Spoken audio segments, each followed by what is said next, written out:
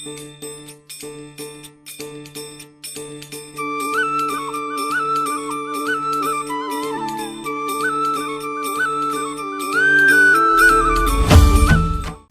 नमस्कार. BR news प्रस्तुत उत्सव महाराष्ट्राचा 16 आषाढी वारीचा या कार्यक्रमामध्ये मी जयपाल खेडकर तुम्हा सर्व दर्शकांचं स्वागत करतो. तर कार्यक्रमामध्ये आज या आषाढी सोहळ्याचं महत्त्व, यासोबतची वारी असेल, वारीचा अविभाज्य घटक वारकरी आणि सोबतच वारीला लाभलेल्या ज्या काही वेगवेगळ्या परंपरा आहेत, तर या परंपराबाबत सखोल आणि सविस्तर अशी माहिती आपल्याला देण्याकरता आज आपल्यासोबत BR न्यूज चॅनलच्या स्टुडिओमध्ये आपल्यासोबत उपस्थित आहेत हरिभक्त परायण बळीराम जांभळे महाराज. तर यांच्याकडून आज आपण या सर्व बाबींवर विशेष चर्चा देखील करणार आहोत आणि सविस्तर माहिती जाणून घेणार आहोत. तर सर्वप्रथम हरिभक्त परायण बळीराम जांभळे महाराज, आपलं या BR न्यूज चॅनलच्या खास उत्सव महाराष्ट्राचा आणि 16 आषाढी वारीचा या कार्यक्रमामध्ये मी स्वागत करतो. नमस्कार. जय हरी, जय हरी.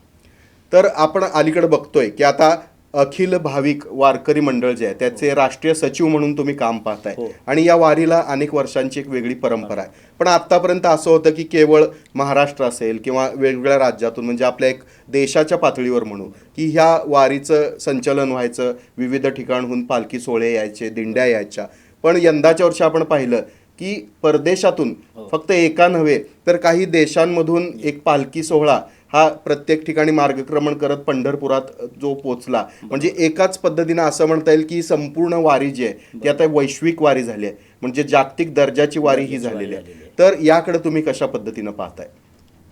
सुरुवातीला प्रथम या वारीमध्ये जो जेजुरी आणि सासवड या दरम्यान वारकऱ्यांवरती एक काळाचा घात झाला. त्यामध्ये 4 वारकरी गतप्राण झाले. पहिल्यांदा प्रथम या कार्यक्रमाच्या माध्यमातून मी त्यांना श्रद्धांजली वाहतो. नक्कीच. आणि महत्त्वाचं म्हणजे आभार सगळ्यात महत्त्वाचे मानतो ते म्हणजे आजपर्यंत या फडकरी महाराज मंडळींनी ही वारी टिकवून आज तागायत कुठंही न थांबता ही वारी आज आपल्या सगळ्यांपर्यंत पोहोचवली.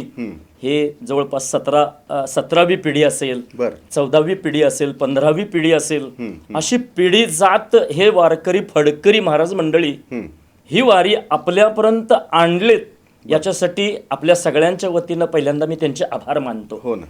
कारण आपल्याला वारी कळलीच नसती. ह्या फडकरी महाराज मंडळींनी जर ही परंपरा त्यांच्या अनादी कालापासून चालत आलेली ही जर टिकवली नसती तर आज आपल्याला वारी ही समजली नसती. त्यामुळं आपण त्यांचं पहिल्यांदा आभार मानणं क्रमप्राप्त आहे. आणि सगळ्यात महत्वाचं म्हणजे आता तुम्ही जो प्रश्न विचारलात की ही वारी महाराष्ट्रापुरती किंवा भारतापुरती न राहता परदेश, कारण मला एक या ठिकाणी एक महत्वाचा मुद्दा मांडायचा आहे. सगळ्यांना सुखाची अपेक्षा आहे. बरोबर. सुख मिळतं का हा सगळ्यात मोठा प्रश्न आहे. मग भाविकांना वाटेल की आम्ही सुखासाठी आपण पळतो, रोज पळतो, पण ते सुख मिळतं का हा सगळ्यात मोठा इथं प्रश्न येतो. मग सुख मिळत नाही असाही माझा आरोप नाही, सुखासाठीच आपण करतो. पण सर्व सुख जे आहे, महत्वाचं सुख माणसाला आत्मिक सुख हे आता आपण मिळवतो, हे भौतिक सुख झालं. आता आपण घर बांधलं, 4 मजली इमारत घेतली, AC गाडी घेतली, हे झालं भौतिक सुख. यामध्ये माणूस कायमचा सुखी राहत नाही. पण मी कुठेतरी विसावलो पाहिजे, ही जी असते भावना, ही भावना भारतातल्या लोकांना आहे, ही भावना भारताच्या बाहेरच्या परदेशातल्या लोकांना आहे. सगळ्यांना वाटतं मला सुख मिळावं. मग सुख कुठं मिळतं तर ते लोकांना आता कोविड-19 पासून लक्षात आलेलं आहे. कारण पैशानी जीव जगत नाही, पैशानी पोट भरत नाही आणि भौतिक सुखाने पोट भरत नाही, हे सगळ्या जगातल्या लोकांना कळल्यामुळं सगळ्या जगाचं एकच लक्ष लागलंय, मला सर्व सुख कुठे मिळेल. आणि ते सर्व सुख फक्त आहे ते पंढरपूरमध्ये आहे. आणि साक्षात पांडुरंगाच्या माध्यमातनं ते सर्व सुख मिळतं. तुम्ही म्हणाल सर्व सुख तिथंच कसं? एक दिवस आपण सगळे एक दिवशी पंढरीच्या पांडुरंगासमोर उभे राहूया आणि बघा, पांडुरंगाकडे एक टक लावून बघितल्यानंतर तुमच्या नेत्रातनं अश्रू जर बाहेर नाही आले तर मग तो माणूस म्हणणं पण एक शंका व्यक्त करतो. बरोबर. कारण सर्व सुखाचं आगर म्हणून ज्याच्याकडे पाहिलं जातं ते म्हणजे पंढरीचा पांडुरंग आहे. बरोबर. आणि त्या सुखाची प्रत्येकाला अपेक्षा आहे, मग तो परदेशातला असो किंवा भारतातला असो. त्याच्यामुळे सगळ्यांना सुख कुठं आहे हे कळलंय. म्हणून अमेरिका असेल, लंडन असेल किंवा भारतातला कुठलाही भाग असो, त्या भागातनं वारकरी पंढरपूरला यायला आता सुरुवात झालेली आहे. हो हो. म्हणजे हे एक प्रकारे आपण असं म्हणू शकतो की आत्मिक सुखासाठी आणि समाधानासाठी हो, नक्कीच त्याचा जो मार्ग म्हणून पाहिलं जातं ती विठुरायाच्या वारीमध्ये आपल्याला दिसतं. वारीकडे पाहिलं जातं. बर, आता वारी म्हटलं की वेगवेगळे टप्पे आहेत, वेगवेगळ्या परंपरा आहेत. हो, मग त्यामध्ये आपण म्हणतो की अनेक वारकरी स्वतःच्या घरापासून मार्गक्रमण करत येतात आणि वेगवेगळ्या दिंडी सोहळे, पालखी सोहळे यामध्ये सहभागी होतात आणि पंढरपूर पर्यंत पोहोचतात. बरोबर. पण हे असताना मग ज्ञानेश्वर माऊलींची पालखी असेल किंवा तुकाराम महाराजांची पालखी असेल, या सर्व पालखी सोहळ्यांच्या दरम्यान आपण बघतो की उभं असो किंवा गोल रिंगण, या रिंगणाची एक परंपरा, याचा एक इतिहास पूर्वीपासून आहे. तर तो इतिहास आम्हाला जाणून घ्यायला नक्की आवडेल. नक्कीच. खूप चांगला प्रश्न विचारलात. या प्रश्नाबद्दल मी तुमचं अभिनंदन करतो. का तर वारी ही परंपरा जी आहे ही मी मगाच सांगितलं की फडकरी माध्यमातून आपण ही वारी बघितली. बरोबर. वारकरी जो येतो वारीला तो ही जी वारी असते ही पावसाळा आपला जो आहे, मग पाऊस एखादा पडला की ते शेतकरी काय करतो, पेरणी करतो आणि विठुरायाच्या दर्शनाला निघतो. माघारी दर्शन करून येईपर्यंत माझं शेतामध्ये चांगलं पीक उगवेल. मग तो तिथेही त्रास घेऊन म्हणजे कष्ट घेतलेलं असतं. बरोबर. आणि वारीमध्ये चालत असताना प्रस्थान झाल्यापासून ही सगळी महाराज मंडळी चालत असतात, नित्य नियम करतात. काकडा आरती असेल पहाटेची, दिंडी निघाल्यापासून भजन असेल, हरिपाठ असेल, कीर्तन परंपरा असेल, हे सगळं करत असताना कुठेतरी वारकऱ्यांना आनंद व्यक्त झाला पाहिजे. बरोबर. आणि हा जो चालण्याचा जो शीन घालवण्यासाठी हा एक खेळ मांडियला वाळवंटी घाई, हे जे माऊलींनी म्हटलंय, हे एक प्रमाण म्हणजे हे वारकऱ्यांसाठी ऊर्जा देण्याचे काम करतं. का तर या माध्यमातनं पुढचा जो प्रवास आहे या रिंगणाच्या माध्यमातून असेल, या रिंगणाच्या आनंदाच्या माध्यमातून असेल, तो वारकरी ती ऊर्जा आपल्यामध्ये साठवून घेतो आणि उद्याची चाल त्याच्याही दुप्पट गतीने तो चालण्याचा प्रयत्न करतो. ती ऊर्जा फक्त मिळते त्या रिंगणातून मिळते आणि ती ऊर्जा प्राप्त करण्यासाठीच अशा खेळाची ही परंपरा या फडकरी वारकरी माध्यमातून आपल्या समोर आलेली आहे. तर महाराज, रिंगण सोहळ्याबाबतचा जो इतिहास आहे किंवा त्याची महती आणि ती कशी कशी परंपरा होत गेली आणि त्याच्या मागचं कारण काय तुम्ही सांगितलं. पण ज्यावेळी मजल दर मजल करत या सर्व संपूर्ण पालखी सोहळा पंढरपूरच्या नजीक येतो आणि आपण असं म्हणतो की आता उद्या आषाढी एकादशी वारी आहे आणि समोरच आता पंढरपूर दिसतंय आणि आता भेटीची आस लागली आहे पांडुरंगाच्या, तर यावेळी ज्या पालख्या एकत्र येऊन पंढरपूरकडे प्रस्थान करतात, तर हा सोहळा अलौकिक म्हणता येईल. त्याबाबत काय सांगाल तुम्ही? तुकाराम महाराजांच्या पालखीमध्ये एक धावा हा एक प्रकार आहे. तुकाराम महाराजांनी ज्या वेळेला प्रस्थान किंवा पायी वारी चालू केली त्यावेळेला महाराजांना पंढरपूर जवळ दिसल्यामुळं महाराज त्यावेळेला धावू लागले असं बऱ्याच कीर्तनकारांच्याकडनं आपण ऐकलोय, बघितलंय. अच्छा. मग तो धावा आत्ताही तसाच चालू आहे की पंढरपूर मला कधी एकदा जवळ होईल आणि पांडुरंगाची भेट कधी एकदा होईल हे वारकऱ्याला खूप मोठ्या प्रमाणात आस्था निर्माण झालेली असते.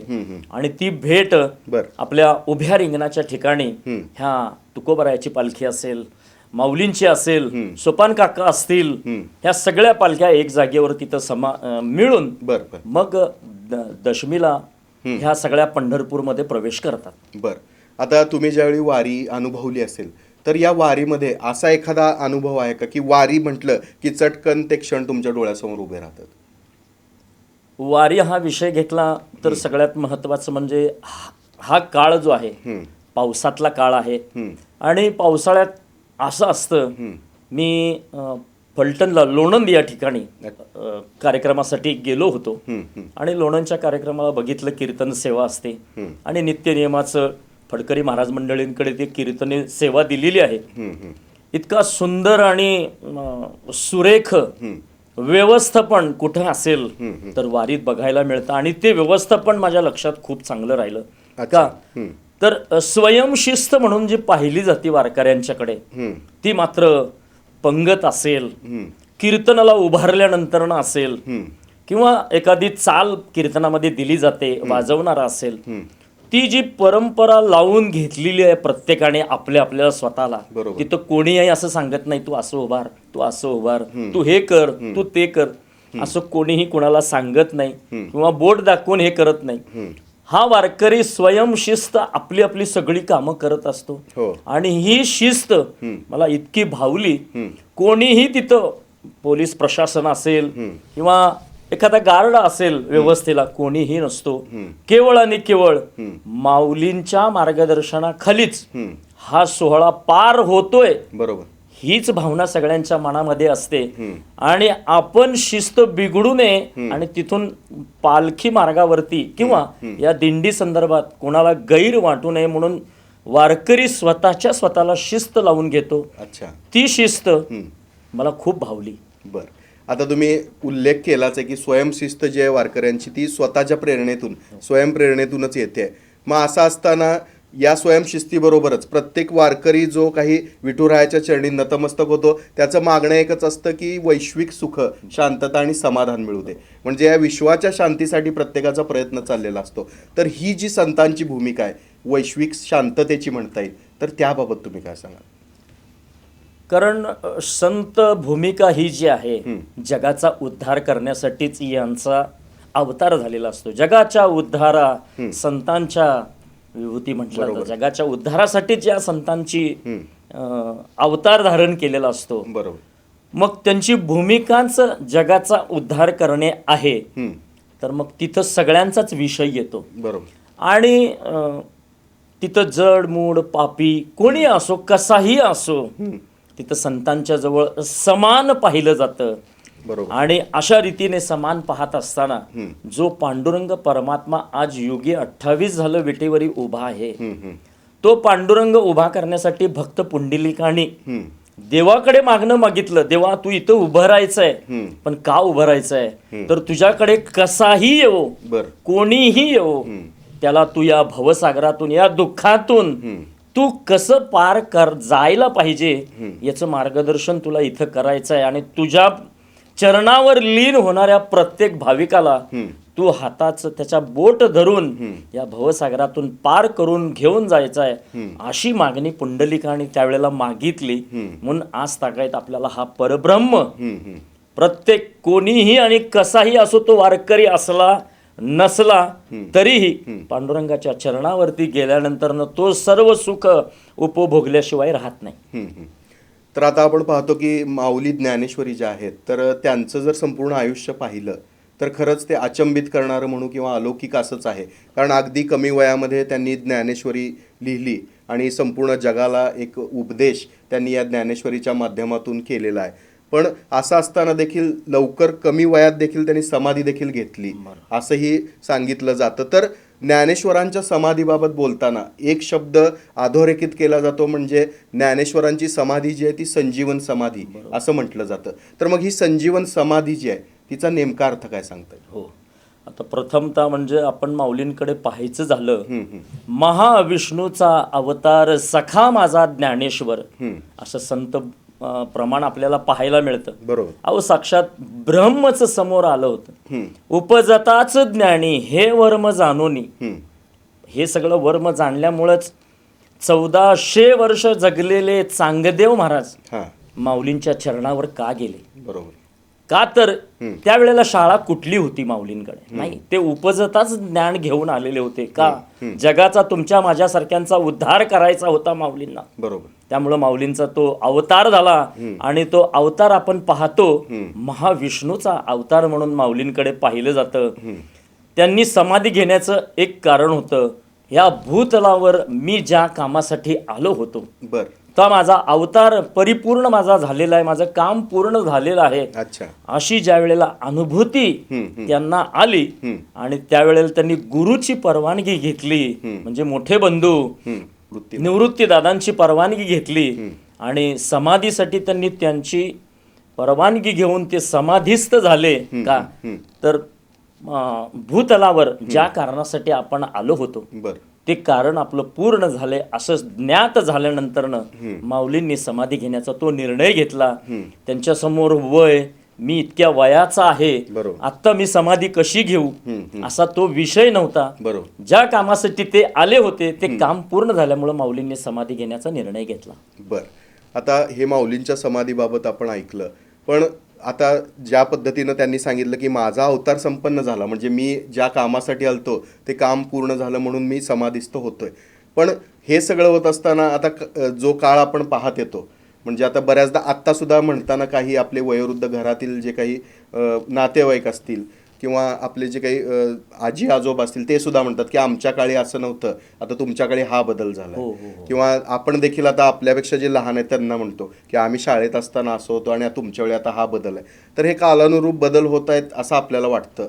पण संत महात्म्यांनी ज्या ओव्या आपल्या अभंगाच्या लिहिलेल्या आहेत, मग ते तुकोबा असतील किंवा ज्ञानेश्वर माऊली असतील, तर त्यामध्ये केलेलं जे काही विश्वाचं वर्णन आहे किंवा केलेलं मार्गदर्शन आहे ते आज इतक्या वर्षानंतर देखील आपण जर बघितलं तर ते तुलनेनं चपलाकच बसतं. म्हणजे आजच्या ह्याला देखील ते तितकंच तंतोतंत जुळतं आणि त्यावेळीही जुळत होतं. मग ह्या ज्या ओव्यांचं आपण म्हणू की अनंतकाळ टिकणारं जे अर्थ त्याचा आहे, तर याबद्दल काय सांगाल? सगळ्यात महत्त्वाचा विषय, आपण 4 वेद, 18 पुराण, 6 शास्त्र हे आपलं धर्म आपण मानतो. बरोबर. आता माऊली तुकोबाराय असतील, कलियुगामध्ये काय घडणार आहे हे माऊलींनी, तुकोबारायांनी, माऊलींनी 700 वर्षापूर्वी, तुकोबारायांनी 400 वर्षापूर्वी आपल्या अभंगातून लिहून ठेवलंय. का तर ते ज्ञानी होते, पुढे काय घडणार आहे आणि त्या घडणाऱ्या गोष्टीला कसं आपण थोपवून धरलं पाहिजे, तर त्याच्यासाठी महत्वाचं म्हणजे भगवंताचं नाम आहे. बरोबर. मग ते नाम कसं घ्यायचं आहे हे माऊली तुकोबारायांनी प्रत्येक व्यक्तीला, प्रत्येक घराला, प्रत्येक जनमानसात ह्या अभंगाच्या ओवीच्या माध्यमातून प्रत्येकाच्या मनात रुजवलं. काय ज्ञानोबा तुकाराम हे जे असेल किंवा रामकृष्ण हरी विठ्ठल केशवा मंत्र हा जपावा सर्व काळ, ही अशी जी भावना आहे, रामाचा असेल, विठ्ठलाचा असेल, कृष्णाचा असेल, हे नाव तुम्ही घ्या, हे त्यावेळेला तुकोबाराय असतील, माऊली असतील सांगितलं. ते कालांतराने असं वाटत होतं की कुठेतरी आता कमी होत चाललंय, परंतु असं कुठेही दिसलेलं नाहीये. बरोबर. काही लोकांना वाटत होतं की ही परंपरा असं म्हणजे थांबते की काय, पण असं थांबणारी ही परंपरा नाहीये, कारण हा अनादी कालापासून आलेला आहे. आदिनाथ गुरु सकळ सिद्धाचा मच्छिंद्र तयाचा मुख्य अनादी काळापासून शंकरापासून पांडुरंगाची वारी आपल्याला ग्रंथामध्ये पाहायला मिळते. मग आज तागायत आपण ह्या कोविड-19 पासून लोकांना कळून चुकले, मी मगाशी सांगून गेलो की भगवंताच्या नामा व्यतिरिक्त जगामध्ये काहीही सत्य नाही. म्हणून आत्ताच्याही पिढीला, मग ते नवीन आत्ता फंडा जो चालू आहे मोबाईलच्या माध्यमातून, रील्स असतील, फेसबुक असेल, व्हॉट्सअप असेल, इंस्टाग्राम असेल, मी त्याच्यावरती वारकरी म्हणून झळकला पाहिजे, ही वारकरी म्हणून जी भावना त्यांच्या मनामध्ये रुजली आहे, ही सगळ्यात खूप महत्वाची आहे. कारण कुठेतरी माऊली आणि तुकोबारायांनी नाम घ्या हे सांगितलेलं त्यांच्या लक्षात आल्यामुळंच मी वारकरी होऊन या वारीमध्ये दिसला पाहिजे हे त्यांच्या मनात रुजलंय आता नवीन पिढीच्या. हे खूप चांगलं आहे आणि असंच भविष्यात, आता हे थांबणार नाही आहे, कारण विज्ञान युग आहे. आज मी व्हायरल झालो, उद्या समोरच्याला वाटते मी कधी होऊ, असंच प्रत्येकाला वाटल्यामुळे ही वारीची परंपरा भविष्यात वाढतच जाणार आहे. हा विषय थांबणारा नाही आणि जितकं जास्तीत जास्त विज्ञानाच्या माध्यमातून ही वारी नवीन मुलांच्या मनामध्ये रुजवली जाईल आणि त्यात सगळ्यात मोठा भाग तुम्ही आता उचलताय. आमच्या सगळ्या महाराज मंडळींच्या माध्यमातनं, मीडियाच्या माध्यमातनं घराघरामध्ये, मनामध्ये वारी पोहोचवताय. हे सगळ्यात तुमचे मी सगळ्यांचेच आभार मानतो. खूप चांगल्या पद्धतीने तुमचं काम चालू आहे. तर नक्कीच महाराज, तुम्ही ज्या पद्धतीने सांगितलं की हे काम फार मोठं आहे आणि आज प्रत्येक तरुण या वारीमध्ये सहभागी होताना दिसतोय आणि हा बदल जो आहे तो तुम्हाला सकारात्मकच वाटतोय.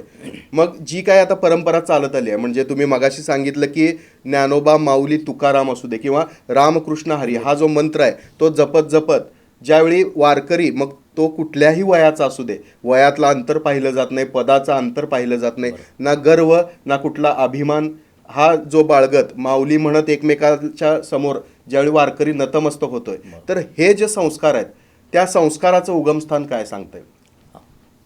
आता उगमस्थान जर बघायचं झालं तर माऊली हा एक शब्द असा आहे.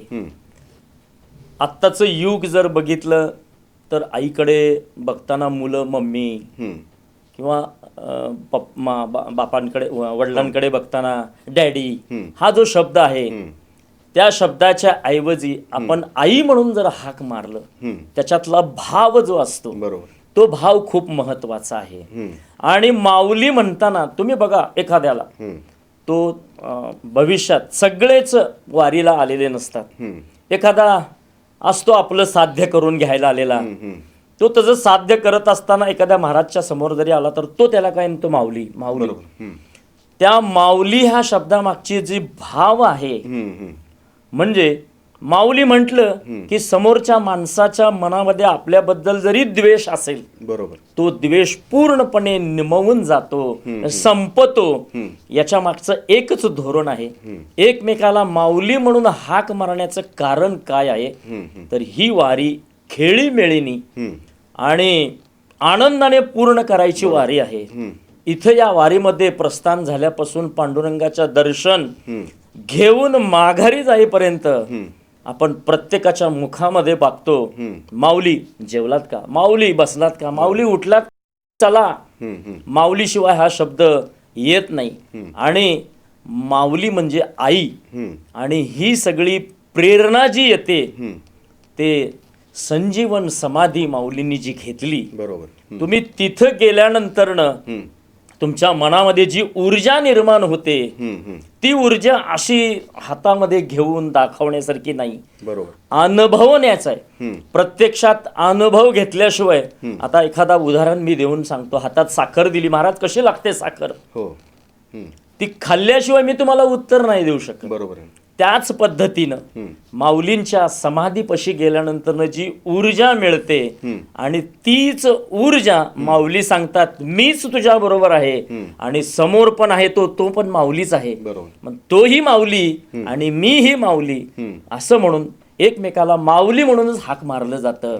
आणि त्यातला भाव जो असतो, वारकरी एकमेकाच्या पाया पडतो. आता तुम्ही म्हटलात लहान असो मोठा असो, का पाया पडतात, तर त्याच्यातलाही राम, त्याच्यातलाही पांडुरंग, तो लहान असो मोठा असो, मी त्यातला पांडुरंग बघितला म्हणून वारकरी वागतो. तो वयस्कर असो किंवा बाल असो, ते एकमेकाच्या पाया पडतात. त्याच्या मनामध्ये कसलाच अभिमान नसतो, बरोबर, फक्त त्याच्या आतला राम बघतो, पांडुरंग बघतो, परमात्मा बघतो, आणि एकमेकाला माऊली म्हणून पाया पडतात, बरोबर.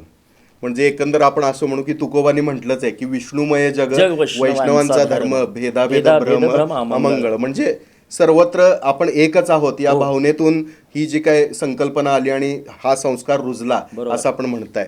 तर मगाशी आपण उल्लेख केला की आता तरुण मोठ्या संख्येनं सहभागी होत आहेत आणि ही परंपरा भव्यतेनं पुढे नेत आहेत, तर ही एक चांगलीच बाब आहे. आणि त्याबरोबरच मग आपण जर शासनाकडून बघितलं तर पूर्वीच्या वारीपेक्षा कुठेतरी आता शासन प्रत्येक गोष्टीला वारकऱ्यांसाठी तत्पर होऊन मग आपण मार्गक्रमण करत असताना बघतोय की वेगवेगळ्या सुविधा वारकऱ्यांसाठी दिल्या जात आहेत. तर याबाबत तुम्हाला काय वाटतं, म्हणजे तुम्ही समाधानी आहात की आणखी काही शासनाकडून अपेक्षा आहे? महत्वाचा चांगला प्रश्न विचारलात. कारण आम्ही संघटनात्मक काम करताना शासन वारकऱ्यांच्या संदर्भात कुठं कमी पडतो हेच बघून आम्ही त्यांच्याकडे बोट दाखवतो. ही जागा इथं कमी आहे, ही शासनाने पूर्ण करावी. संघटना म्हणून, संघटनाचा पदाधिकारी म्हणून आमचं काम आहे, आणि वारकऱ्यांसाठी झटणं हेच ब्रीदवाक्य आमचं आहे, बरोबर. आत्ताचा जर प्रवाह बघितला आणि मागच्या 10 वर्षाचा जर प्रवाह बघितला, थोडंसं इलेक्ट्रॉनिक मीडिया असेल, फेसबुक असेल, मोबाईल असेल, या माध्यमातनं लोक आता जिथं काही कमी असेल ते पटकन शासनापर्यंत पोहोचवतात. लोक जागरूक झालेत. याचा सगळ्यात मोठा फायदा झालाय. बरोबर. कारण पूर्वी कसं होतं, हम्म. एखाद्या तुमच्या पत्रकार बांधवाने ती सूचना घ्यावी आणि पेपरमध्ये छापावी, मग तेव्हा शासनाला जाग यायची किंवा कळायचं की बाबा इथं वारकऱ्यांची सोय होईना. परंतु आता तसं राहिलेलं नाही. प्रत्येक वारकरी, प्रत्येक भाविक, प्रत्येक महाराज मंडळी खूप हुशार झालेले आहेत. प्रत्येक जण आपापल्या दिंडीत येणाऱ्या प्रत्येक भाविकांची सोय कशी चांगल्या प्रकारे होते हेच बघतो आणि यालाच शासन पुष्टी देतं आणि प्रत्येक वारकऱ्यांना जास्तीत जास्त सुविधा देण्याचा शासनाचा प्रयत्न असतो. बरोबर. आता कसं आहे, लाखोची संख्या असते. आपलं घरातलाच उदाहरण घ्या. एकाच दिवशी 10 माणसं अचानक घरी आले, आपल्या घरत्या करत्या बाईची किती आपदा होते. मग असंच असतं, शासनाला अंदाज येत नाही यावर्षी किती लोक येणार आहेत, किती लोकांची सुविधा करायची. संधी द्यावी आपण पण एखाद्या वेळेस की बाबा या वेळेला चूक झाली, आपण दाखवून देऊ शासनाला ही चूक पुढच्या वर्षी होऊ नये, एवढी विनंती आपण करू शकतो या माध्यमातून. पण शासन इतकं आता प्रबळ झालेलं आहे आणि माझे आत्ता किमान 1999च्या आधीपासून मी वारकरी मंडळाचं काम करतो, वारकरी सेवेत आहे. आजपर्यंतच्या कधीच आली मागच्या वारीच्या अनुषंगाने शासनानं एवढी तयारी कधीच केलेली बघितली नाही आणि शासन इतक्या तयारीने आता उतरते. प्रत्येक वारकऱ्याला कशी वारी व्यवस्थित काही अडचण न येता मिळेल, देवाचं दर्शन कसं मिळेल, मी पांडुरंगाकडे कसा सुखरूप जाईन, याच पद्धतीनं शासन विचार करतो आणि वारकऱ्यांना जितकी सुविधा देण्याचं काम शासनाच्या हातनं होतं तेवढं करते. त्याबद्दल आम्ही वारकरी मंडळाच्या वतीनं शासनाचे तुमच्या माध्यमातून आभार मानू शकतो. बरं. तर महाराज, यंदा जी वारी आहे, आता ही वारी 25 तारखेला आषाढी वारीच्या निमित्तानं जेव्हा महापूजा होईल तेव्हा सर्व वारकरी दर्शन घेतील आणि विठुरायापुढे नतमस्तक होतील. तर या वारीच्या निमित्तानं यंदा तुमची पांडुरंगाकडं काय तुमचं मागणं असेल किंवा तुम्ही काय साकडं घालाल? मागणं इतकंच असणार आहे, आपण आज इथं बसून बोलतो, आमचा शेतकरी राजा सुखी झाला तर आपण इथं व्यवस्थित बसून बोलू शकतो. माझं एवढंच मागणं असणार आहे पांडुरंगाकडे किंवा सगळ्या वारकऱ्याचं मागणं असणार आहे. वारकरी आणि शेतकरी हे एक घनिष्ठ नातं आहे आणि ते महत्वाचं आहे. कारण शेतकरी जगला तर वारकरी आता उद्या रिंगणात असेल, वारीला आल्यानंतर माऊली तुकोबाराय भजन आनंदात करू शकेल. फक्त आमची भगवंताकडे एकच प्रार्थना असणार आहे, सगळीकडे पाऊस चालू आहे, महाराष्ट्रावर का नाराज आहे माहित नाही, चांगल्या प्रकारे भगवंताने पाऊस पाडून आमचा शेतकरी राजा सुखी करावा, एवढीच मागणी असणार आहे. आणि जगामध्ये आता जे काही अशांततेचं वातावरण चालू आहे, पांडुरंगाला एकच मागणं असणार आहे, याच्यामध्ये हकनाक कुणाचे बळी जाऊ नये, कोणीही विनाकारण एखाद्याचा जीव जाऊ नये यामध्ये, असा निर्णय सगळ्यांनीच घ्यावा. आणि ज्याचं काहीही पाप नसताना त्याला विनाकारण मृत्यू का यावा, असं आमचं एक म्हणणं आहे. पापी असेल तो त्याच्या कर्माने मरणार आहे, पण ज्याचं काहीच कर्म चांगलं आहे आणि त्याला विनाकारण या सगळ्याच्या पापांच्या माध्यमातून त्याच्यावरती आघात होऊन तो गतप्राण होऊ नये, त्याच्यासाठी सगळ्यांना शांतीची बुद्धी पांडुरंगाने द्यावी अशी प्रार्थना करूया. नक्कीच. आणि बा विठ्ठल आपले हे सर्व प्रार्थना असेल ती नक्कीच ऐकेल, ही आपली सद्भावना आणि सदिच्छा आपण इथं व्यक्त करूया. तर दर्शक हो, उत्सव महाराष्ट्राचा आणि 16 आषाढीच्या पंढरी वारीचा या कार्यक्रमामध्ये आज आपल्यासोबत अखिल भाविक वारकरी मंडळाचे राष्ट्रीय सचिव हरिभक्त परायण बळीराम महाराज जांभळे उपस्थित होते आणि या वारी संदर्भातली महत्त्व आणि विविध पैलू त्यांनी आज उलगडले. तर आपण आज BR न्यूजच्या या स्टुडिओमध्ये आलात आणि संपूर्ण सखोल अशी माहिती आम्हाला दिलीत, याबद्दल आपले मनपूर्वक आभार. धन्यवाद. नमस्कार. धन्यवाद. जय हरी. सप्रेम जय हरी.